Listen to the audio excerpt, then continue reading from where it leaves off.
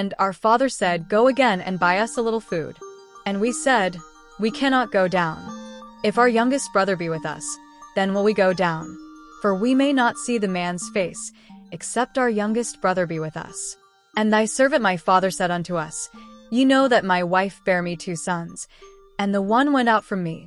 And I said, Surely he is torn in pieces, and I saw him not since.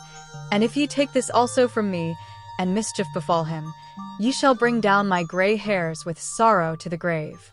Now therefore when I come to thy servant my father, and the lad be not with us, seeing that his life is bound up in the lad's life, it shall come to pass, when he seeth that the lad is not with us, that he will die, and thy servants shall bring down the gray hairs of thy servant our father with sorrow to the grave.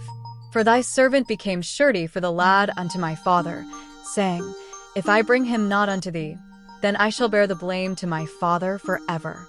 Now therefore, I pray thee, let thy servant abide instead of the lad a bondman to my lord, and let the lad go up with his brethren. For how shall I go up to my father, and the lad be not with me? Lest peradventure I see the evil that shall come on my father. What part of this verse stood out to you? What should we learn from this to apply to modern life? Let me know in the comments below. And don't forget to follow, like, and share for more daily Bible verses.